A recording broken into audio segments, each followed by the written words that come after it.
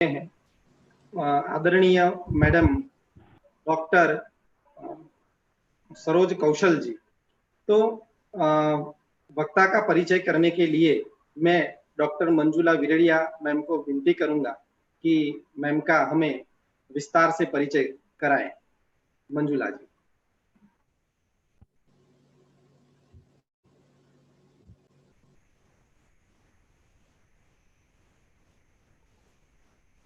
Hello Mahesh हाँ, भाई, आवाज हाँ बिल्कुल आवे छे, बिल्कुल आवाज आवे छे।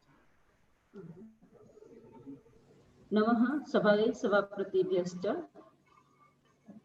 गोविंद गुरु यूनिवर्सिटी के कुलपति श्री माननीय सर को मेरा वंदन। आज हमारे साथ जुड़े हैं हमारे गुरुवर्य डॉक्टर भट्ट साहब को मेरा प्रणाम और विविध क्षेत्र से जुड़े हुए सभी विद्वत वर्यों को मैं नमन करती हूँ। हमारे गुजरात और गुजरात के जो छात्र हैं सभी को मैं प्रणाम करते हुए अपनी बात रखती हूँ। सबसे पहले मैं इस जो संस्कृत अध्यापक मंडल हमारा चल रहा है उन सभी मित्रों को साधुवाद देती हूँ कि उनकी वजह से आज हमें जो वक्ता प्राप्त हुए हैं सरोज जी, वो अपने आप में एक विदुषी तो है ही, पर इसके अलावा भी आप सबको ये मालूम पड़ेगा उसकी वाणी से कि वो कितनी सरल, सहज और लोकप्रिय है, क्योंकि उसका नाम जो है सरोज, डॉक्टर सरोज कौशल मैम। तो उसका परिचय देने से पहले मैं ये कह दूंगी कि मैं इस यूनिवर्सिटी के जो कुलपति श्री है उसको भी बहुत बहुत धन्यवाद और साधुवाद देती हूँ। सर इतने उत्साही है कि इसकी वजह से ही आज हम सब जुड़ पाए हैं और इसके मूल में रहने वाले माननीय राजेश भाई, दिलीप भाई और महेश भाई को भी मैं साधुवाद देती हूँ। आज हम जो जुड़े हैं इसकी वजह यही है कि आज कोरोना के जरिए सब लोग से डर रहे हैं और हम एक दूसरे को मिलने के लिए तरस रहे हैं। यही हमारी उपलब्धि होगी। ये ज्ञान सत्र जो चल रहा है 22 डेज से ये व्याख्यान श्रेणी चल रही है, इसका आज हमें जो सुनने जा रहे हैं वो व्याख्यान देने वाले जो विदुषी है इसका मैं परिचय देते हुए हर्ष अनुभवती हूँ। डॉक्टर सरोज कौशल जी का जो मैं परिचय दूं तो वो अध्यक्ष एवं प्रोफेसर संस्कृत विभाग जय नारायण व्यास विश्वविद्यालय जोधपुर में अपना कार्य संभाल रही है। निर्देशक और महिला अध्ययन केंद्र के वो जाने माने निर्देशिका भी है।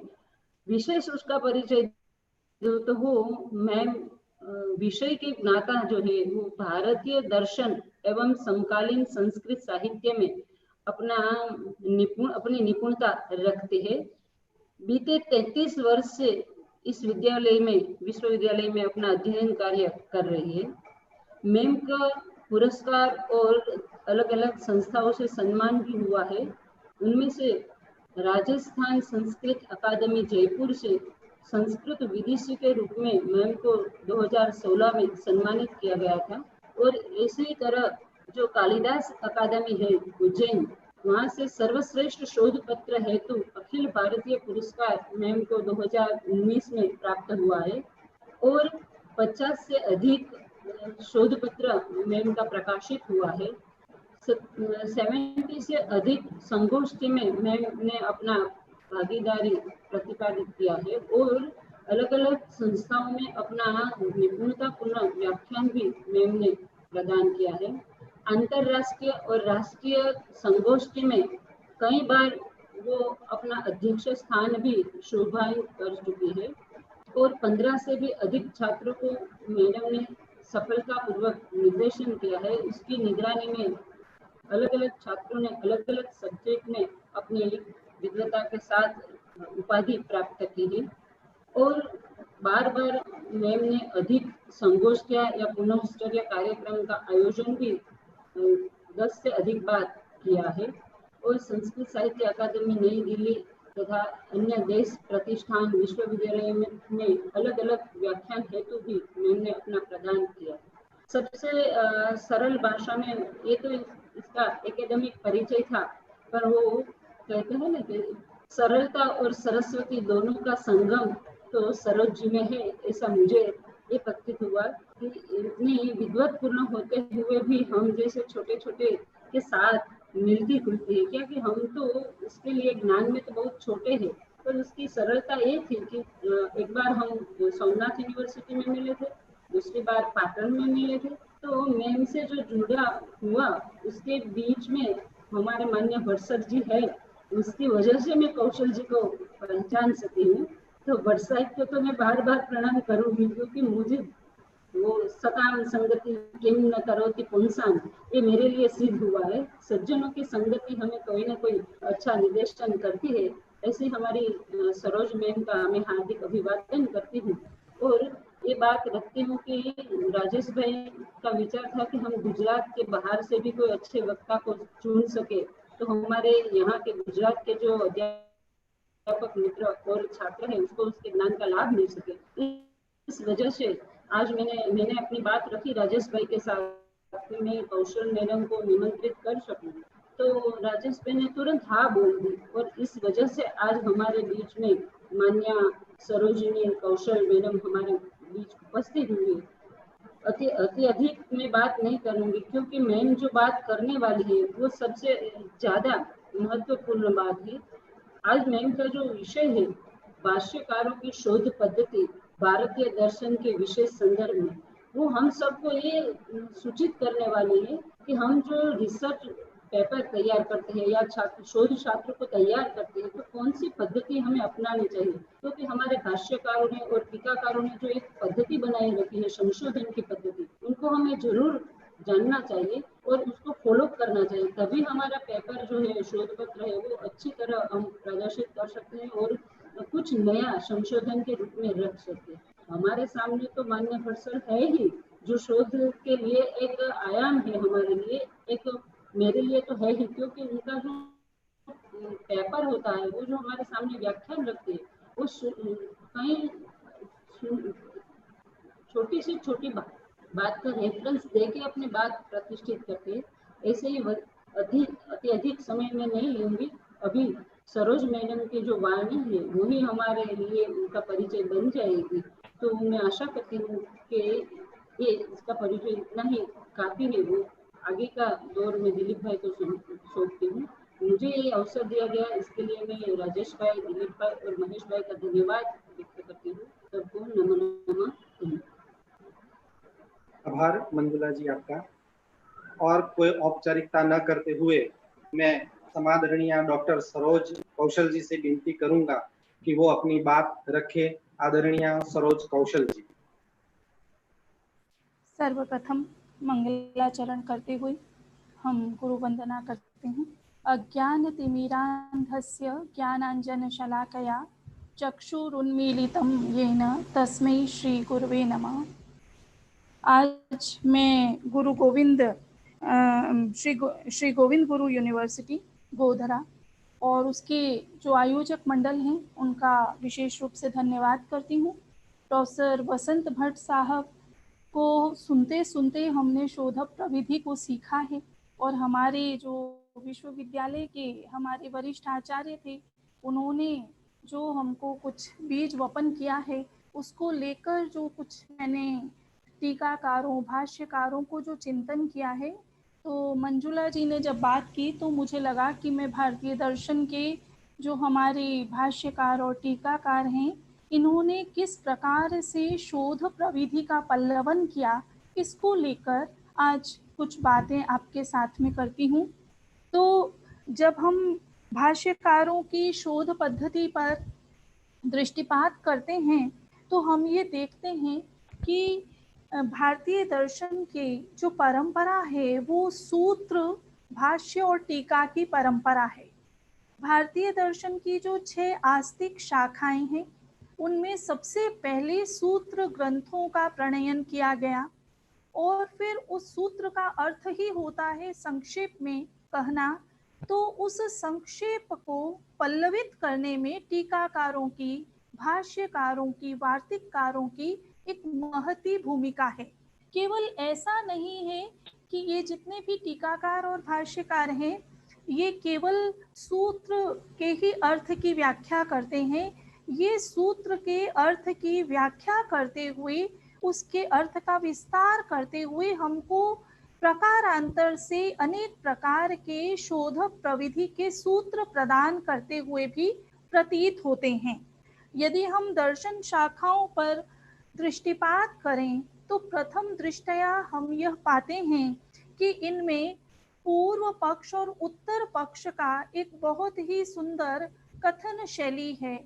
कई बार तो पूर्व पक्षी होता है जिसका कि पूर्व पक्ष रखा जाता है और फिर सिद्धांत पक्ष या उत्तर पक्ष उसका समाधान करता है, और कभी ऐसा भी होता है कि भाष्यकार स्वयं ही पूर्व पक्षी बन जाते हैं और वे पूर्व पक्ष का इतना सुंदर उपस्थापन करते हैं, तो ऐसा प्रतीत होता है कि उन्होंने पूर्व पक्ष का भी कितना गहन अध्ययन किया है, केवल सिद्धांत पक्ष का ही गहन अध्ययन उनके पास नहीं है। हमारे जितने भी ये टीकाकार हैं, इनकी जो एक बहुत बड़ी विशेषता मुझे प्रतीत होती है, ये कभी नामना किसी भी भाष्यकार का या सूत्रकार का या किसी शाखा के आचार्य का खंडन नहीं करते, अपितु ये हमेशा इति केचित यत्तु कश्चिदाह इस प्रकार से पूर्व पक्षियों का खंडन करते हैं, इस प्रकार से उनका संकेत करते हैं। तो इससे ये ज्ञात होता है कि ये पूर्व पक्ष का जो सिद्धांत है उसका ये खंडन कर रहे हैं, नामना किसी व्यक्ति विशेष का खंडन करना इनका अभिप्राय नहीं है।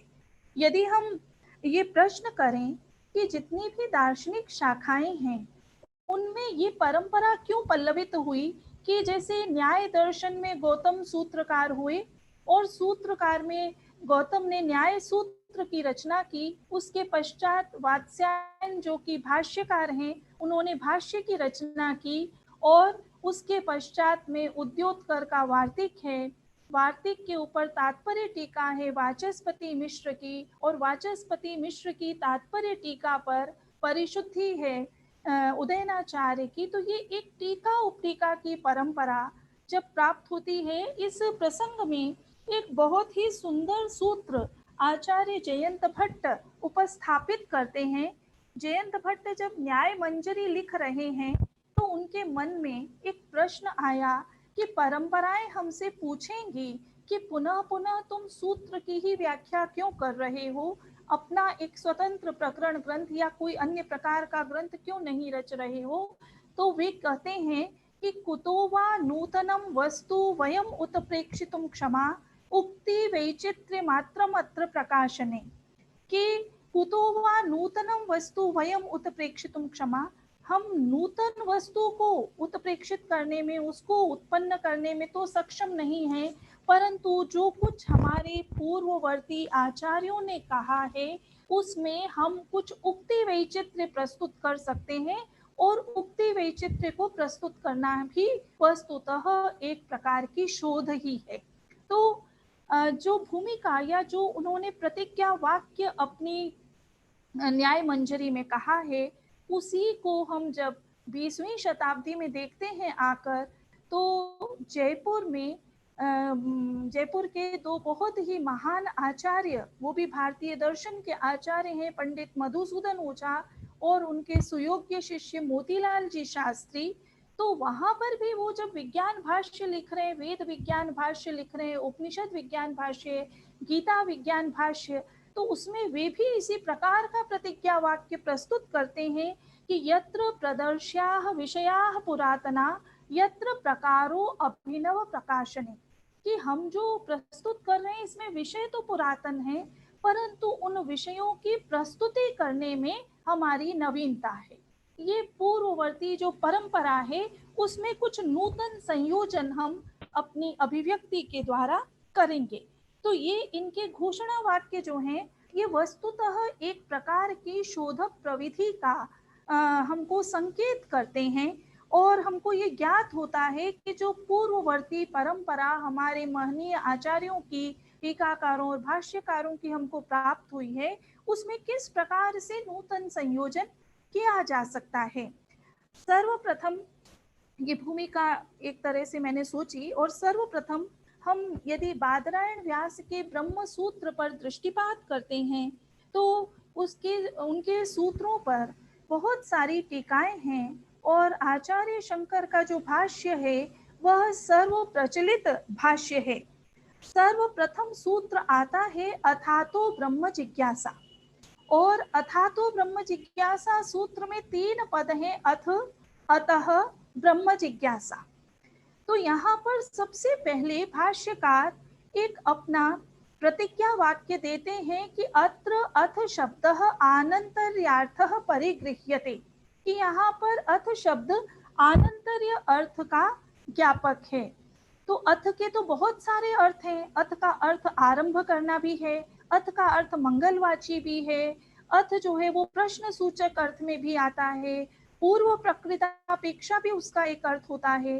तो भाष्यकार स्वयं कहते हैं कि जब हमने ये प्रतिपादित कर दिया कि अत्र अथ शब्दः आनंतर्यार्थः परिगृह्यते, तो वे कहते हैं कि पूर्व पक्षी कहेगा कि ये तो पहला ही सूत्र था और आपकी जो परंपरा है आप उसमें मंगल कर सकते थे, आप ये कह सकते थे कि ये मंगलवाची है, मंगल अर्थ में है।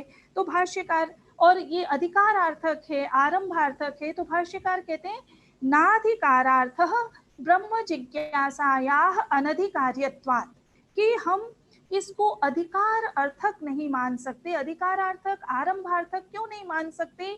क्योंकि जब हम अर्थ शब्द के अर्थ की समीक्षा करते हैं या चिंतन करते हैं तो सूत्र में पड़े हुए अन्य पदों पर भी हमको ध्यान देना होगा। तो सूत्र में अर्थ के अतिरिक्त क्या है? अतः और ब्रह्म जिज्ञासा।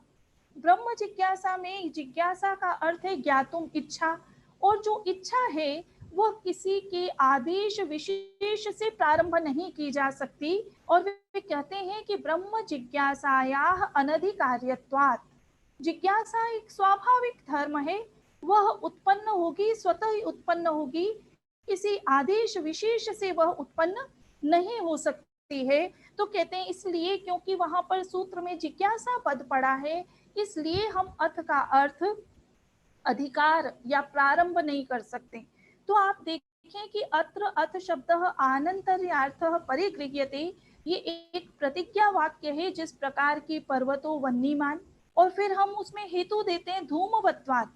तो भाष्यकार हेतु दे रहे हैं इसके लिए कि नाधिकारार्थः ब्रह्म जिज्ञासायाः अनधिकार्यत्वात्, एक हेतु है।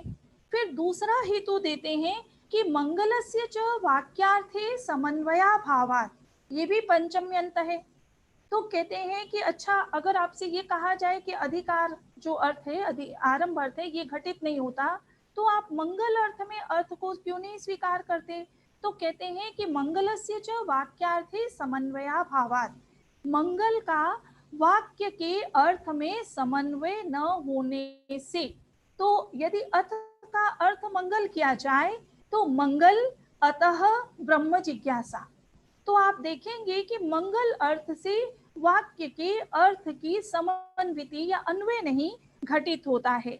और फिर भाष्यकार इस पर एक और टिप्पणी देते हैं कि अन्यार्थ प्रयुक्तः एव हि अथ शब्दः श्रुत्या मंगल प्रयोजनो भवति, कि अन्य अर्थ में प्रयुक्त किया गया अथ शब्द श्रवण मात्र से मंगल प्रयोजन वाला हो जाता है। अथ को मंगल अर्थ में हम यहाँ पर रूढ़ न भी करें तो केवल श्रवण मात्र से ही वो अपना मंगल अर्थ दे देगा। जिस प्रकार से वो उदाहरण देते हैं कि जिस प्रकार से कोई पनिहारी ने वो घट को, जल पूरित घट को लेकर आ रही है, और अगर कोई पथिक वहां से जा रहा है तो जलपूर्ण घट का दर्शन करने से ही उसके मंगल हो जाता है, शकुन अच्छा हो जाता है। उसका प्रयोजन, पनिहारिन का प्रयोजन उसका मंगल शकुन करना नहीं है, वो तो अपने घर के काम के लिए जल से आपूरित घट को ले जा रही है। तो इसलिए कहते हैं कि मंगल अर्थ भी नहीं लिया जा सकता। अब तीसरा एक और पक्ष देते हैं कि चलो ठीक है, आप आरंभार्थक में स्वीकार नहीं करते, आप मंगलार्थक नहीं मानते, तो पूर्व प्रकृतापेक्षा इस अर्थ को स्वीकार कर लीजिए। तो भाष्यकार बहुत ही चतुराई से एक हेतु का प्रयोग करते हैं कि पूर्व प्रकृतापेक्षायाश्च फलतः आनंतर्या व्यतिरेकात्, कि पूर्व प्रकृतापेक्षा और आनंतर्य इन दोनों पदों के अर्थों में फलतः कोई भेद नहीं है। ये जब यहाँ पर भाष्यकार ने इस बात को तीसरे हेतु को देकर समाप्त किया तो हम देखते हैं कि आचार्य वाचस्पति मिश्र अपनी भामती टीका में एक बहुत सुंदर टिप्पणी करते हैं।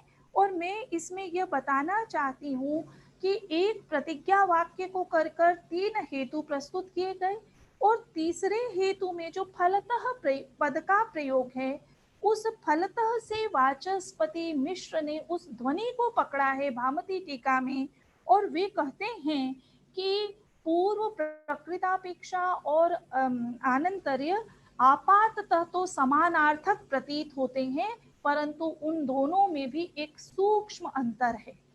और वो सूक्ष्म अंतर क्या है कि परमार्थतस्तु कल्पांतरोपन्यासे पूर्व प्रकृतापेक्षा न चेह कल्पांतरोपन्यासः इति पारिशेष्यात् आनंतर्यार्थः एव इति युक्तम्। कि कल्पांतर उपन्यास जब होता है तब पूर्व प्रकृतापेक्षा का प्रयोग किया जाना चाहिए। जब एक प्रकरण समाप्त हुआ, एक कल्प समाप्त हुआ और दूसरा कल्प प्रारंभ किया जाए, परंतु अथातो ब्रह्म जिज्ञासा तो आदि सूत्र है, ये प्रथम सूत्र है, इसके पूर्व में तो कोई भी कल्प था ही नहीं, तो कल्पांतर उपन्यास का यहाँ पर प्रसंग ही नहीं आता है। इसलिए पूर्व प्रकृतापेक्षा अर्थ को नहीं माना जा सकता और हमको आनंतर्य अर्थ को ही स्वीकार करना पड़ेगा। तो हम ये देखते हैं कि किस प्रकार से अथातो ब्रह्म जिज्ञासा सूत्र में एक तो आचार्य शंकर एक नूतन इसमें संयोजन करते हैं। यदि वो वेदांत के विषय की व्याख्या कर रहे हैं और न्याय की शैली का उसमें संयोजन कर रहे हैं। न्याय की शैली प्रतिज्ञा और हेतु परक है और प्रतिज्ञा के पश्चात एक हेतु नहीं दिया, जैसे कि न्याय यदि पंचावयव अनुमान का उदाहरण देता है तो पर्वतो वन्यमान धूमवत्वात्, परंतु यहाँ पर आचार्य शंकर क्योंकि उनके पास पूर्व पक्ष एकाधिक है तो उनके पास हेतु भी एकाधिक होने चाहिए, तो एकाधिक हेतु की कथन करते हैं। और उनमें आचार्य वाचस्पति मिश्र जो उत्तरवर्ती टीकाकार हैं वो फलतः पद की सूक्ष्म व्यंजना को पकड़कर एक बहुत ही सूक्ष्म अर्थ की व्याख्या करते हैं कि कल्पांतरोपन्यास होगा तब पूर्व प्रकृतापेक्षा का प्रयोग होगा और यदि कल्पांतरोपन्यास नहीं है तो फिर आनंतर्य का प्रयोग होगा। तो ये हमारे भाष्यकार और टीकाकार एक एक प्रसंग में एक एक पद को लेकर जितना सूक्ष्म चिंतन करते हैं, यह वस्तुतः एक विषय को पल्लवित करने में किस प्रकार की शोध प्रविधि का आश्रय लिया जाता है, इसका एक बहुत सुंदर निदर्शन, एक उदाहरण है। इसके बाद हम लोग एक और बिंदु पर जो चर्चा करें वो है कि हमारे टीकाकार और भाष्यकार एक वाक्यता का क्रम पालन करते हैं। भाष्यकार, टीकाकार या जो भी प्रकरण ग्रंथों के रचनाकार हैं, उन्होंने कभी भी ऐसा नहीं किया कि प्रमाण का लक्षण तो करण परक किया हो और प्रत्यक्ष प्रमाण का या अनुमान उपमान शब्द इत्यादि का जब लक्षण करना हो तो उसको कर्म परक या भाव परक कर दें। ऐसा संभव नहीं है और ऐसा होना भी नहीं चाहिए, क्योंकि फिर इससे एक वाक्यता खंडित होगी। तो जब प्रमाण का लक्षण किया गया प्रमाकरणम प्रमाणम, और यदि लक्षण नहीं भी किया गया प्रमाण सामान्य का, तो प्र उपसर्ग पूर्वक मा धातु से ल्युट प्रत्यय होकर वो करण परक अर्थ देता है, प्रमीयते अनेन इति प्रमाणम। तो जब प्रमाकरणम प्रमाणम कहा जाए ये करण परक व्युत्पत्ति है, तो प्रत्यक्ष प्रमाण का जब लक्षण करते हैं तर्क भाषाकार तो कहते हैं साक्षात्कारी प्रमाकरणम प्रत्यक्षम। तो साक्षात्कारी तो ये प्रत्यक्ष के लिए प्रयुक्त हो गया, और क्योंकि प्रत्यक्ष एक प्रमाण है और प्रमाण सामान्य का लक्षण हमने प्रमाकरणम प्रमाणम किया है, तो वहां पर साक्षात्कारी प्रमाकरणम प्रत्यक्षम। तो वो जो एक वाक्यता है जो उन्होंने लक्षण प्रमाण सामान्य का किया, जब वे प्रत्यक्ष प्रमाण का करेंगे तब भी करण परक व्युत्पत्ति वहां पर रहेगी। और अनुमान प्रमाण का लक्षण किया लिंग परामर्शोनुमानम, ये नहीं अनुमीयते तदनुमानम, लिंग परामर्शेन चानुमीयते अतः लिंग परामर्शानुमानम। तो यहाँ पर भी वे करण परक व्युत्पत्ति जो उनकी चल रही है उसका एक वाक्यता का पालन करते हैं, और वह एक वाक्यता यदि घटित नहीं होगी तो इनका जो पूर्व में किया गया प्रमाण सामान्य लक्षण है उसमें बाधा आ जाएगी। इसके बाद हम ये पाते हैं कि न्याय सूत्र पर जो भाष्य, वार्तिक, तात्पर्य, टीका, परिशुद्धि आदि जो एक टीका उपटीका की सुदीर्घ परंपरा है उसमें अर्थ और उनकी जो अवधारणाएं हैं उनके अनेक आयाम उन्मीलित करती हैं ये टीकाएं। अब पूर्व पक्ष करते हैं जब न्याय सूत्र में प्रथम सूत्र को उद्धृत करते हैं और उसमें षोडश पदार्थों का उद्देश्य करते हैं। भाष्यकार अपने शास्त्र की एक प्रविधि बताते हैं कि त्रिविधा चास्य शास्त्रस्य प्रवृत्ति, इस शास्त्र की प्रवृत्ति 3 प्रकार की है, उद्देश्य, लक्षणम, परीक्षा चेति। तो उद्देश्य अर्थात नामना पदार्थ संकीर्तन किया जाना, लक्षण का अर्थ है कि पदार्थ के असाधारण धर्म का कथन करना, और परीक्षा ये है कि जो पदार्थ लक्षित है उस पर वो लक्षण घटित हो रहा है अथवा नहीं यह विचार करना।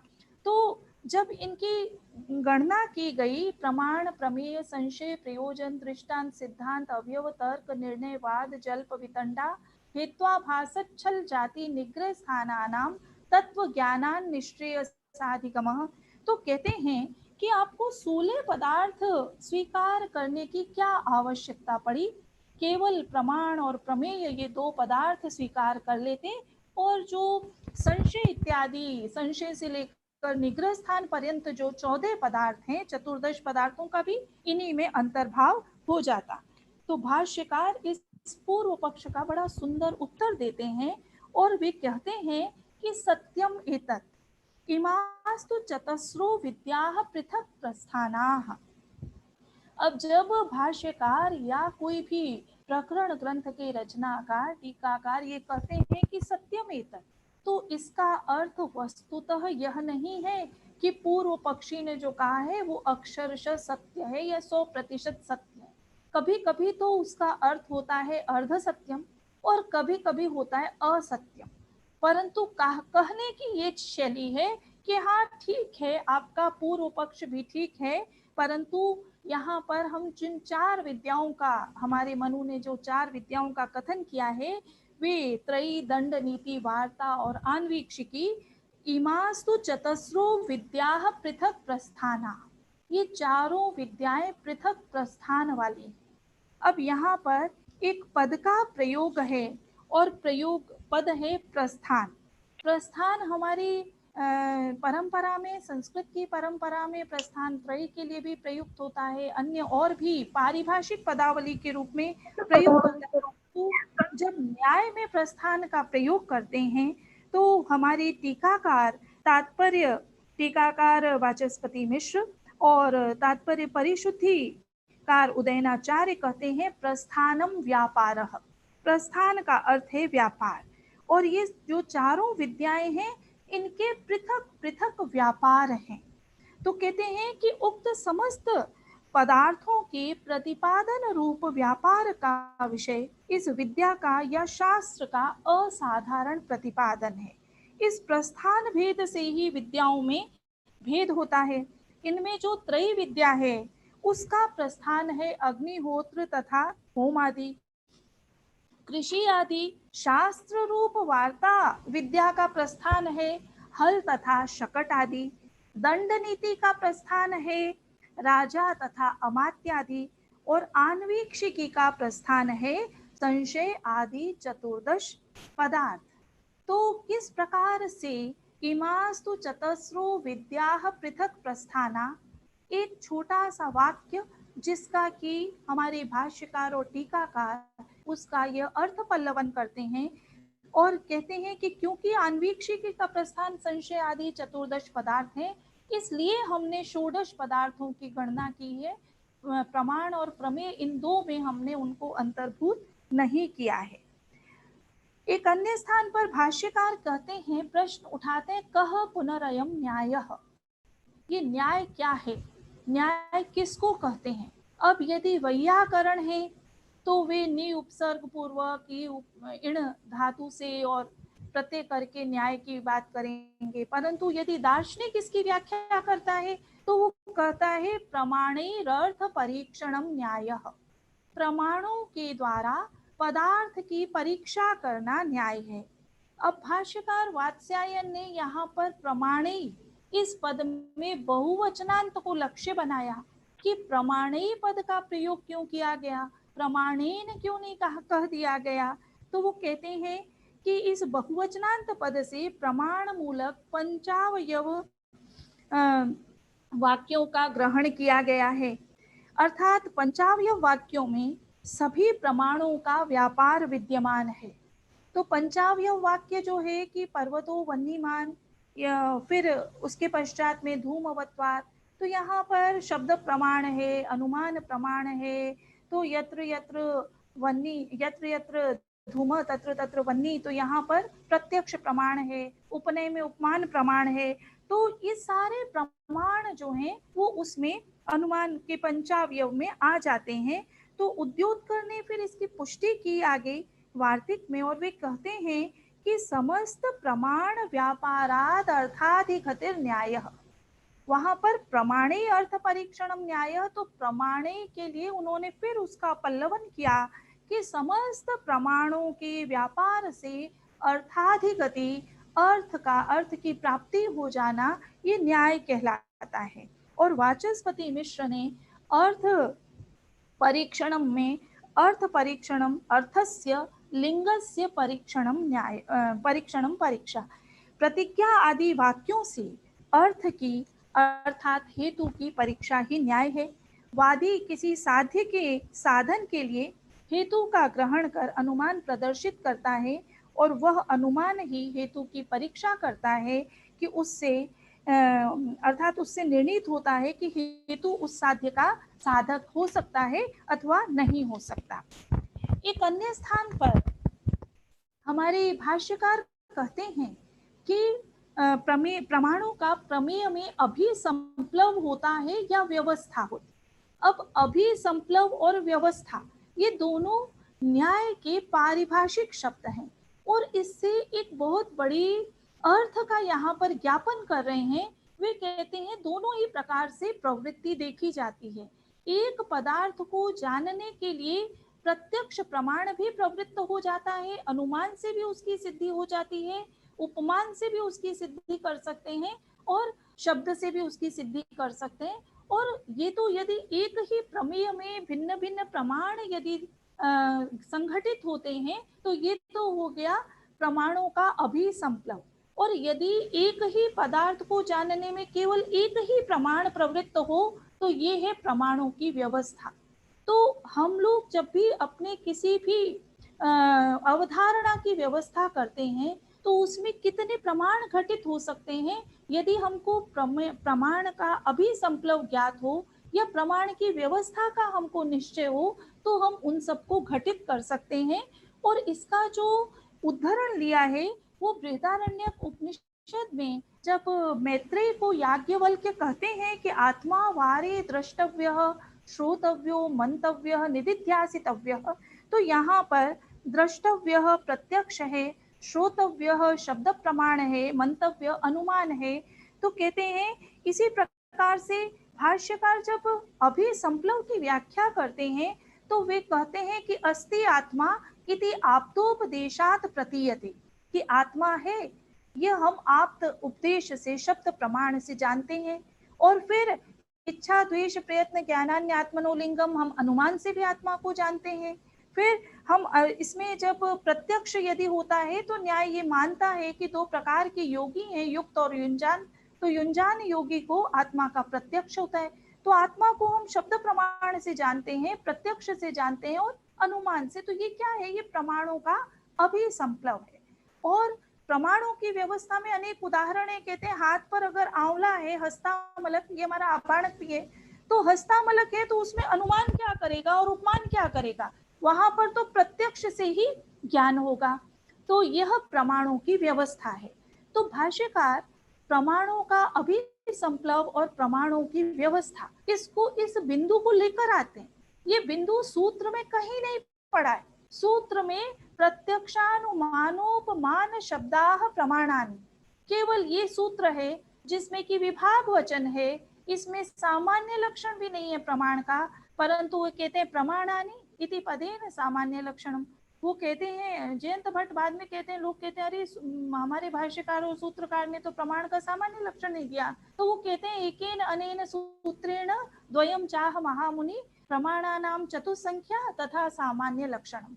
इस एक सूत्र से दोनों बातें कहती।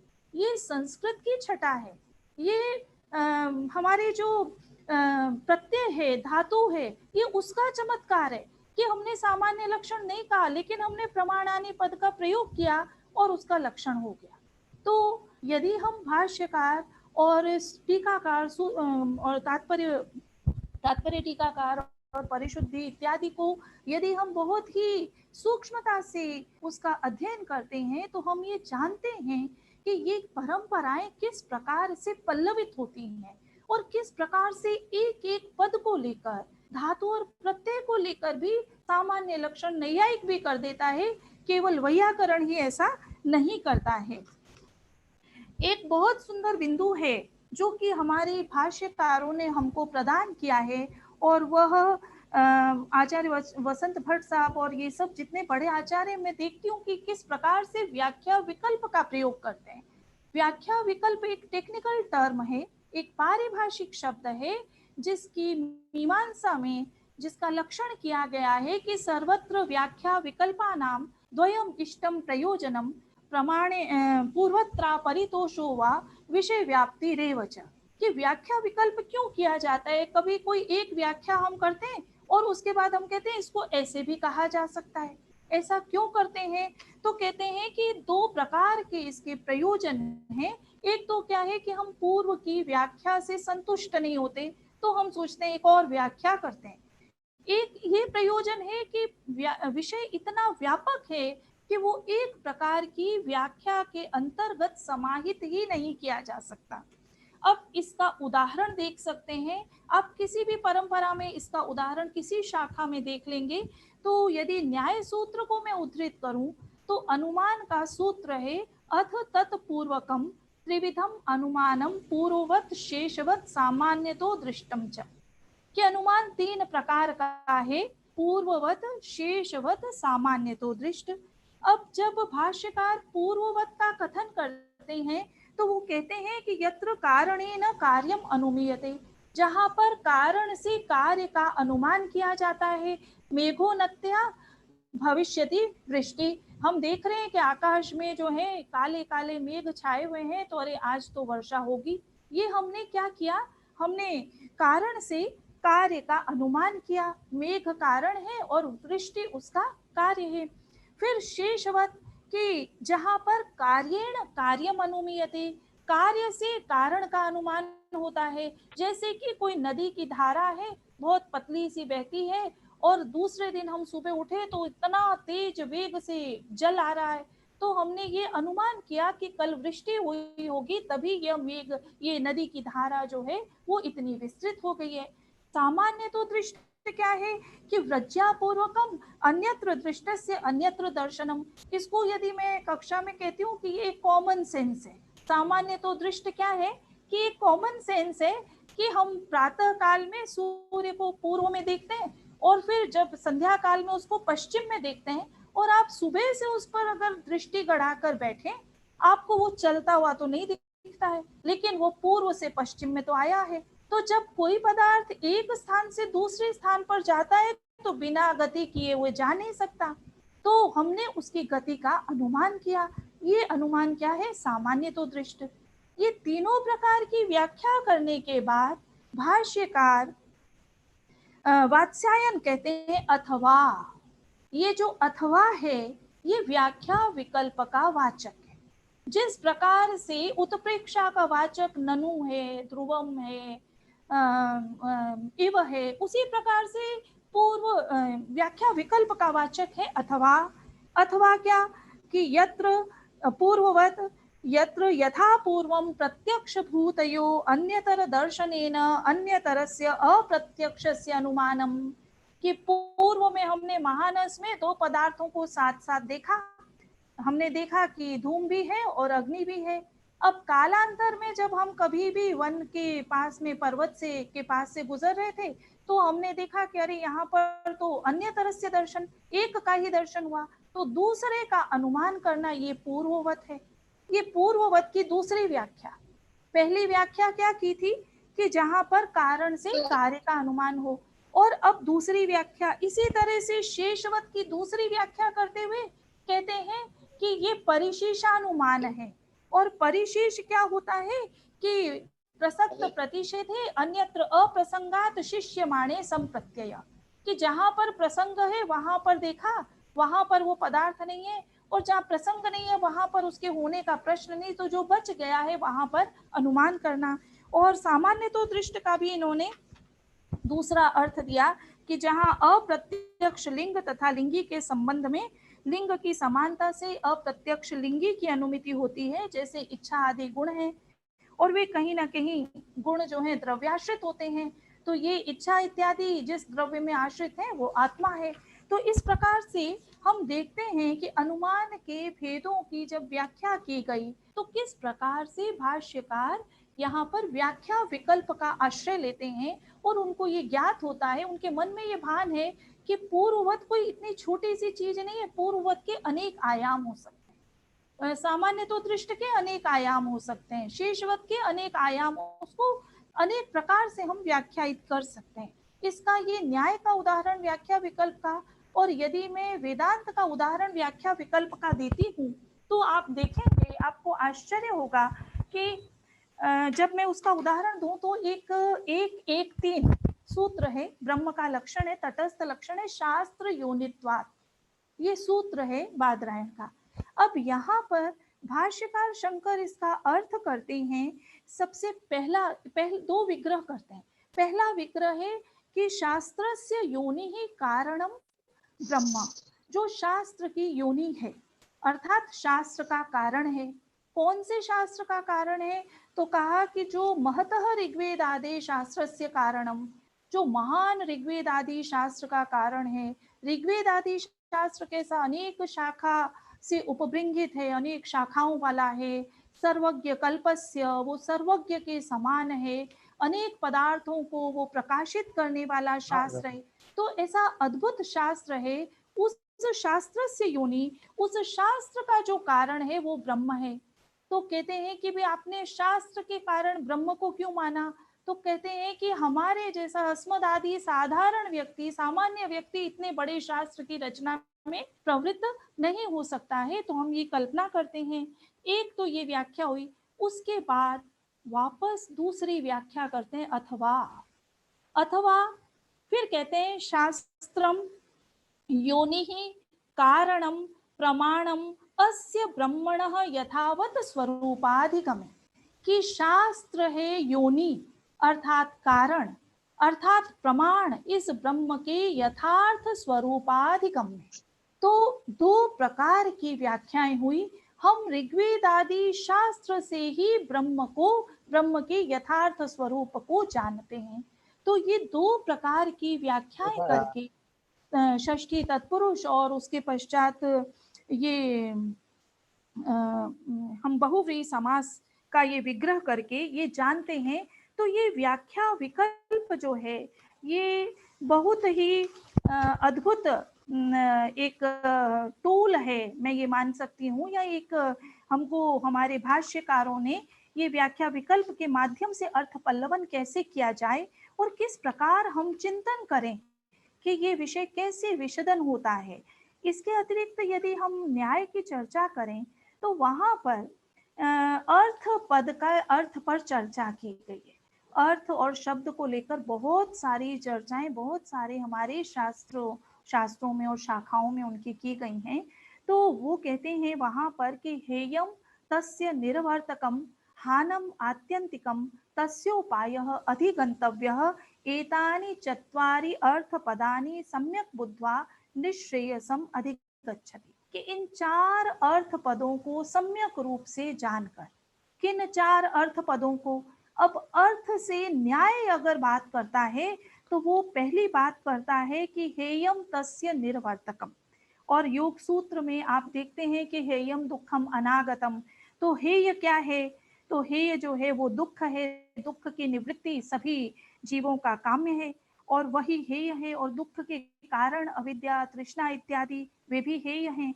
फिर दूसरा है हानम आत्यंतिकम, इस पद का अर्थ है कि जिससे दुख का त्याग या निवृत्ति हो, और आत्यंतिक दुख की निवृत्ति जो है उसका कारण है तत्व ज्ञान, उसका उपाय शास्त्र है। तो तस्य उपाय शास्त्रम, ऐसा वार्तिकार की व्याख्या है, और शास्त्र के बिना तत्व ज्ञान संभव नहीं है। और इस तत्व ज्ञान का फल क्या है, निश्रेयस, तो वह अधिगंतव्य है। तो इस प्रकार से हम ये देखते हैं कि अर्थ पद से भाष्यकार इन 4 की व्याख्या करते हैं, परंतु जब वाचस्पति मिश्र आते हैं तात्पर्य टीका में तो वे कहते हैं कि अर्थ पदानी पुरुषार्थ स्थानानि, अब वे अर्थ की जो इन्होंने व्याख्या की है उसके आगे एक पद और जाते हैं, तो कहते हैं कि अर्थ पदानी पुरुषार्थ स्थानानि, यहाँ अर्थ पद मुख्य प्रयोजन परम पुरुषार्थ का वाचक है और पद का अर्थ है स्थान। तो अर्थ पद पुरुषार्थ स्थानानि, पुरुषार्थ स्थान, और इन चारों में अपवर्ग जो है वह अधिष्ठित है। इस प्रकार व्याख्या विकल्प यदि हम इस पूरे प्रकरण को देखें तो 2 प्रकार से प्रवृत्त होते हैं। एक प्रकार तो यह है कि एक ही भाष्यकार, जैसे शास्त्र योनित्वात् में शास्त्रस्य योनि और शास्त्रम योनि कारणम प्रमाणम अस्य ब्रह्मण यथावत स्वरूपाधिकम, एक ही भाष्यकार अपनी ही व्याख्या के बाद में दूसरी व्याख्या करता है, और जैसे कि न्याय भाष्यकार ने किया अनुमान के प्रसंग में, परंतु दूसरी विधा इसमें है कि एक भाष्यकार जो अर्थ देता है तो तात्पर्य टीकाकार परिशुद्धिकार उसका दूसरा अर्थ देता है। ये भी व्याख्या विकल्प का ही एक प्रकार है। और व्याख्या विकल्प की यदि मैं चर्चा करूं तो मैंने ये भी पाया कि हमारे टीकाकार और भाष्यकार हेतु विकल्प पर भी चर्चा करते हैं, और मैं उस हेतु विकल्प को भी व्याख्या विकल्प के अंतर्भूत कर सकती हूँ। और वे जब एक ही प्रतिज्ञा वाक्य लेते हैं तो वहां पर एक हेतु देते हैं, दूसरा हेतु देते हैं, तीसरा हेतु देते हैं, और हम उस समय आश्चर्यचकित होते हैं कि किस प्रकार से इनकी जो व्याख्यान का जो शैली है वो किस प्रकार से एक विषय को पूरा सांगोपांग उसका निरूपण कर देती है। और इसमें मैं उदाहरण आपको देना चाहती हूँ कि जैसे अथातो ब्रह्म जिज्ञासा की चर्चा हुई कि अथ को आपने आनंतर्य अर्थ में माना, तो किसके अनंतर ब्रह्म जिज्ञासा की जाए, तो कहते हैं कि देखो भैया धर्म जिज्ञासा में भी ये था, अथातो धर्म जिज्ञासा, तो वेदाध्ययन के पश्चात धर्म जिज्ञासा की जाए, तो आप भी ऐसा मान लो कि वेदाध्ययन के अनंतर ब्रह्म जिज्ञासा की जाए, तो कहते हैं ना, वेदाध्ययन स्वाध्याय अनंतर्यम तो समानम, अरे ये तो समान हेतु हो गया, वेदाध्ययन के पश्चात धर्म जिज्ञासा, वेदाध्ययन के पश्चात ब्रह्म जिज्ञासा, ये तो हमको स्वीकार्य नहीं है, ये तो दोनों भिन्न भिन्न शाखाएं हैं। तो कहते हैं तो फिर ऐसा करते हैं कि वेदाध्ययन और वेदाध्ययन के पश्चात धर्म जिज्ञासा और धर्म जिज्ञासा के पश्चात ब्रह्म जिज्ञासा, ये तो विशेष हेतु हो गया, ये तो विशेष आनंतर्य हो गया। तो भाष्यकार एक बहुत सुंदर हेतु विकल्प लाते हैं, वे कहते हैं कि न तथेह क्रमो विवक्षितः, कि यहाँ पर क्रम विवक्षित नहीं है। क्यों? क्रम वहां विवक्षित होता है, अब ये कहते हैं कि क्रम कहाँ विवक्षित होता है, शेष शेषित्वे अधिकृत अधिकारे वा प्रमाणाभावात्, क्रम वहां विवक्षित होता है जहां शेष शेषी भाव संबंध हो या जहां अधिकृत अधिकार भाव संबंध हो। शेष शेषी भाव को हम लोग सामान्य भाषा में अंगांगी भाव कह देते हैं। अगर हमने कोई टेबल बनाया है, उसका फलक और उसके जो आधार हैं 3 या 4 वो हम क्रम से लगाएंगे। हम ऐसा नहीं कह सकते कि हमने पहले आधार लगा देना है और फलक नीचे लगा देंगे, उसका एक विशेष क्रम होता है, तभी हमारा टेबल बनेगा या और भी कोई पदार्थ बनेगा। तो अंगांगी भाव शेष शेषी भाव धर्म जिज्ञासा और ब्रह्म जिज्ञासा में नहीं है। अधिकृत अधिकार भाव भी नहीं है कि जिसने बीए फाइनल का एग्जाम दे दिया वो अब एमए प्रीवियस में, एमए फर्स्ट सेमेस्टर में आएगा। तो ऐसा नहीं है कि जिसने धर्म जिज्ञासा को पास कर लिया या पा लिया वो अब ब्रह्म जिज्ञासा में जाएगा। हमने बहुत देखा है कि वेदाध्ययन के पश्चात सीधे ही ब्रह्म जिज्ञासा का अधिकारी हो गया। तो क्रम विवक्षित नहीं है क्योंकि इसका बाद पाया जाता है। तो एक हेतु दिया, न तथेह क्रमो विवक्षित, ये प्रतिज्ञा वाक्य, ये भाष्यकार शंकर का, और कहते हैं कि शेष शेषित्वे अधिकृत अधिकारे व प्रमाणाभावात्, इसलिए हम क्रम नहीं मानते।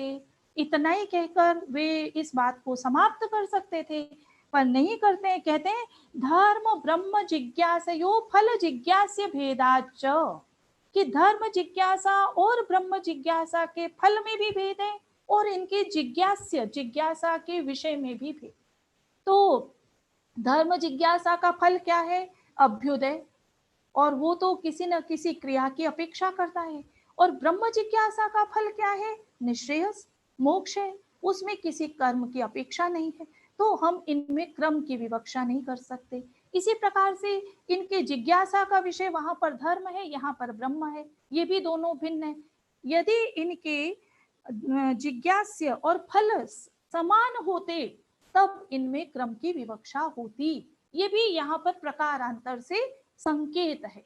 और ये दूसरा इन्होंने हेतु दिया। तीसरा हेतु दिया चोदना प्रवृत्ति भेदाच, इनके प्रवर्तक वाक्यों में भी भेद है। इसलिए हम स्वाध्यायानंतर्य और उसके पश्चात धर्म जिज्ञासा, उसके पश्चात ब्रह्म जिज्ञासा, इस प्रकार के क्रम का समर्थन नहीं करते।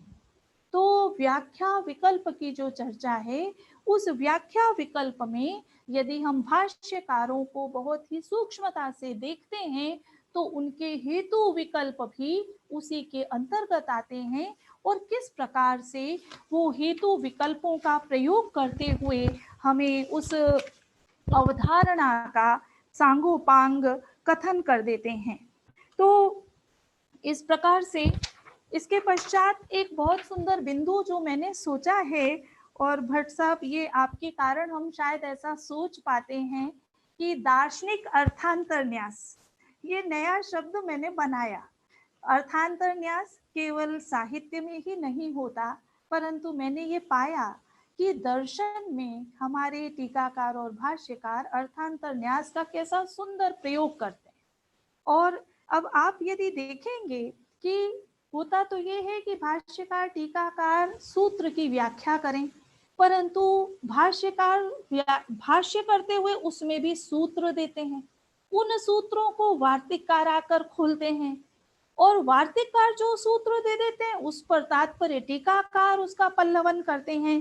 तो हम ये पाते हैं कि आचार्य शंकर जब ब्रह्मसूत्र का भाष्य रच रहे हैं, उस समय एक स्थान पर वो कहते हैं कि प्रधान परिग्रहे तद अपेक्षिता नाम अर्थाक्षिप्तत्वात्, कि जब प्रधान का ग्रहण हो जाता है तो उससे अपेक्षित जो भी पदार्थ हैं उनका स्वतः ही ग्रहण हो जाता है, उनके लिए पृथक रूप से कथन करने की कोई आवश्यकता नहीं होती। ये एक सामान्य कथन है, जैसे कि अर्थांतरन्यास में एक सामान्य कथन होता है। फिर विशेष कथन करते हैं, तो विशेष कथन किया गया तो वे कहते हैं कि ब्रह्म ही ज्ञान से प्राप्त करने के लिए इष्टतम होने से प्रधान है, और जिज्ञासा के कर्मभूत उस प्रधान का परिग्रह हो जाने पर जिन जिज्ञासितों के बिना वह जिज्ञासा का विषय नहीं बनता, वे जिज्ञासित स्वतः ही उसमें आक्षिप्त हो जाते हैं। उनके लिए पृथक सूत्र की रचना करने की, पृथक कथन करने की कोई आवश्यकता नहीं पड़ती। तो ये जो है एक सामान्य कथन है कि प्रधान परिग्रहे तद अपेक्षिता नाम अर्थाक्षिप्तत्वात्। ये शोध प्रविधि का एक बहुत सुंदर सूत्र है। हम लोग जो हमारे पास शोध प्रबंध आते हैं उनको पढ़ते हैं तो हम सोचते हैं कि इन सब को कहने की कोई आवश्यकता नहीं थी, ये पल्लवन यूं ही अनावश्यक विस्तार है। प्रधान का कथन कर दिया था तो अब अप्रधान क्यों कहने बैठ गए। तो ये हमारे भाष्यकार सूत्र दे, और ये सूत्र का स्वयं वो सामान्य कथन के साथ विशेष कथन भी कर रहे हैं। तो यहाँ पर एक बहुत भरा पूरा अर्थांतर न्यास मुझे प्राप्त हुआ। और एक और स्थान पर वे कहते हैं कि भाष्यकारों का अपना अनुभव इतना सुविशद है। वे कहते हैं शास्त्र योनित्वात् सूत्र की व्याख्या में कि यद यद विस्तरार्थम शास्त्रम यस्मात् पुरुष विशेषात् संभवति यथा व्याकरणादि पाणिन्यादेर ज्ञेयेक देशार्थमपि स ततोपि अधिकतर विज्ञानः इति प्रसिद्धम लोके। कि जो जो शास्त्र विस्तार के लिए जिस जिस विशिष्ट पुरुष से व्याख्यायित होता है, उस पुरुष को मात्र उतना ही ज्ञान नहीं होता जितना वो उस शास्त्र में रख देता है, अपितु वो उससे कहीं अधिक ज्ञानवान होता है। ये एक सामान्य कथन है।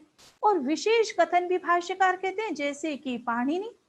उदाहरण तो दर्शन के भाष्यकार हैं, उदाहरण देते हैं वैयाकरण का कि पाणिनि ने अष्टाध्यायी रची, तो मेरे भोले बच्चों तुम ये मत सोच लेना कि उनका इतना ही ज्ञान था जितना उन्होंने अष्टाध्यायी में रख दिया, अपितु अष्टाध्यायी तो उनके ज्ञेय का एक अंश मात्र है।